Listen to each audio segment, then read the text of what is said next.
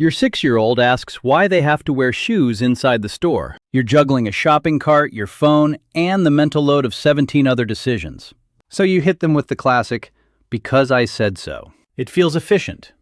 Case closed. But what you just did was flip a switch in their brain that says curiosity is annoying and your authority doesn't need logic. You taught them that questions are burdens, not bridges. And the scary part?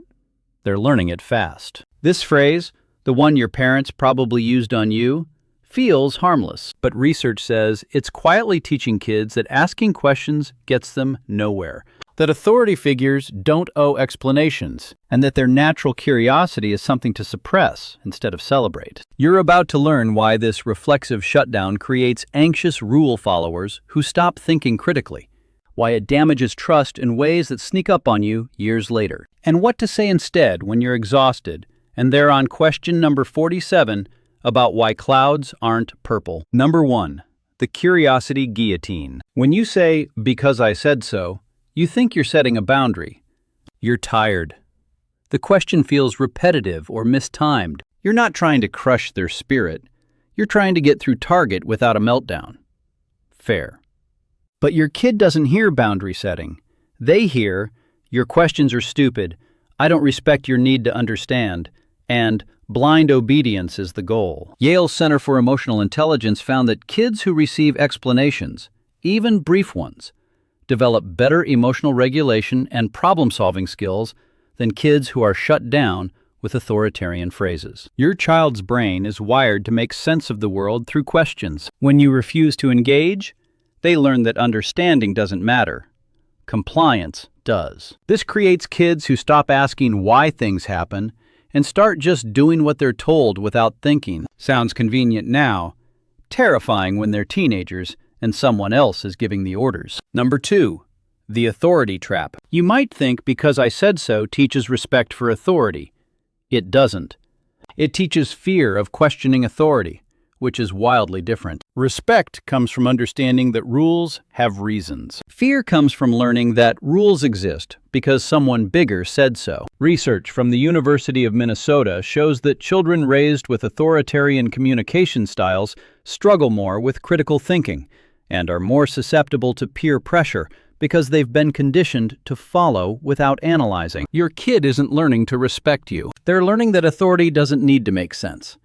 Which means when a friend, a partner, or a boss tells them to do something harmful, they won't have the muscle memory to ask why. They'll just do it because someone said so. Number 3, the question quota. Kids ask an estimated 300 questions a day between ages 2 and 5. That number drops dramatically by age 8, and it's not because they suddenly know everything. It's because they've learned which questions get answered and which ones get swatted away like flies. Every time you respond with, "Because I said so," you're teaching them their curiosity has a quota, and they just hit it. Harvard's Making Caring Common project found that children who feel their questions are valued develop stronger communication skills and higher emotional intelligence. When you shut down questions, kids don't stop wondering. They stop asking you. They take their curiosity underground, to Google, to friends, to literally anyone who won't make them feel dumb for wanting to understand. And when they hit the teen years, and you desperately want them to come to you with questions about sex, drugs, or relationships, they'll remember you taught them questions were inconvenient. Number 4, the anxiety assembly line. Quick favor from Sticko before we move on. If this is hitting home, could you take 1 second to tap that subscribe button? Believe it or not, over 97% of viewers haven't subscribed yet.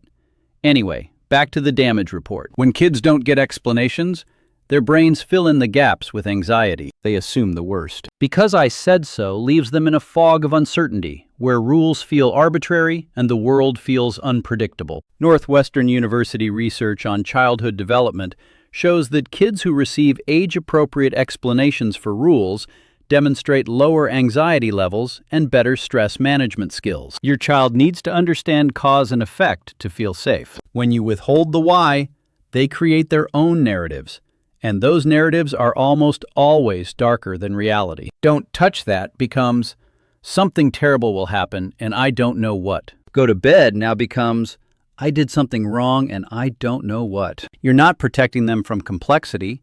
You're handing them a mystery they'll solve with fear. Number 5. The obedience paradox. You want a kid who listens. You think, because I said so, is training wheels for obedience. But it's actually creating the opposite. Kids who don't understand the reasoning behind rules are less likely to follow them when you're not watching. Stanford research on moral development found that children who internalize the reasons for rules demonstrate better self-regulation and ethical decision-making than those who simply obey out of fear or habit. If your kid only wears their helmet because you said so, they're ditching it the second you're not looking. If they understand that helmets prevent brain injuries, and they've only got one brain, they're keeping it on. Explanations create internal motivation. Because I said so creates external compliance, which evaporates the moment you leave the room. Number 6. The trust leak. Every because I said so is a tiny withdrawal from your trust account. Your kid learns that you're not willing to be transparent with them, which makes them less willing to be transparent with you. It's not dramatic, it's cumulative. By the time they're 13, you've made thousands of these micro-withdrawals, and suddenly they're not telling you anything. Research from the Journal of Family Psychology shows that parent-child communication patterns established in early childhood predict openness in adolescence. You can't demand honesty from a teenager when you've spent a decade modeling that explanations are optional. They'll mirror what you taught them. Where are you going? Out. With who? Friends. When will you be back? Later. Sounds familiar? That's your because I said so coming home to roost. You taught them that vague non-answers are acceptable. They learned. Number 7. The script flip. So what do you say when you're exhausted and they're asking why the sky isn't green for the 19th time? You give them a reason. Any reason, even a simple one. We need to leave now because the store closes in 20 minutes. You have to wear shoes because the store has a rule, and broken glass could hurt your feet. It's bedtime because your body needs sleep to grow and stay healthy. Columbia University's Parenting Center research shows that even brief explanations satisfy children's need for understanding and reduce power struggles. You're not writing a dissertation. You're giving them a sentence that respects their intelligence. And when you genuinely don't have a good reason, say that.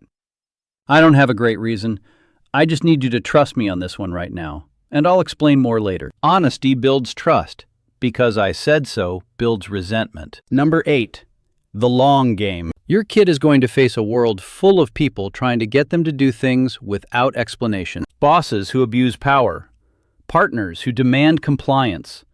Scammers who exploit obedience. The greatest gift you can give them is a healthy skepticism of authority that requires reasons. You want them to ask why when something doesn't make sense. You want them to demand explanations. You want them to think critically instead of blindly following. That muscle gets built in childhood, in those hundreds of tiny moments when they ask you why, and you either engage or shut them down. MIT's early childhood research confirms that children who are encouraged to question and explore develop stronger analytical thinking and problem-solving abilities. The kid who questions you at 7 becomes the adult who questions injustice at 27. The kid you silence at 7 becomes the adult who goes along to get along, even when going along means going somewhere dangerous. Number 9. The repair work. If you've been using because I said so for years, you're not doomed. Kids are resilient, and you can change the pattern starting today. Tell them you're trying something new. I realized I've been saying because I said so a lot, and that's not fair to you. From now on, I'm going to try to explain my reasons, and if I forget, you can remind me. This kind of transparency is gold. You're modeling that adults make mistakes and can change. You're showing them that their feedback matters. Start small. Pick one daily routine and commit to explaining it. Bedtime, screen time limits, vegetable requirements, whatever. Give them the why. Watch what happens.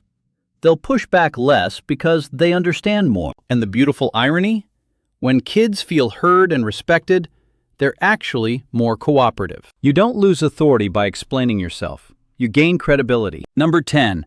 The question you're teaching them to stop asking. When you shut down their questions, you're not just teaching them to stop asking you, you're teaching them to stop asking themselves. Critical thinking starts with curiosity. Innovation starts with why not? Progress starts with, Why does it have to be this way? Every time you honor their questions, you're teaching them their thoughts matter, their curiosity is valuable, and understanding is worth pursuing. That's the kid who grows into an adult who questions broken systems, who innovates instead of accepting, who thinks instead of just obeys. Because I said so feels like a shortcut, but it's actually a detour away from raising the kind of human the world desperately needs. The ones who ask why, the ones who demand better, the ones who refuse to accept that authority is a substitute for reason. Your kids' questions are annoying because they're constant and mistimed and repetitive. They're also practice. Practice for becoming someone who doesn't stop thinking just because someone told them to.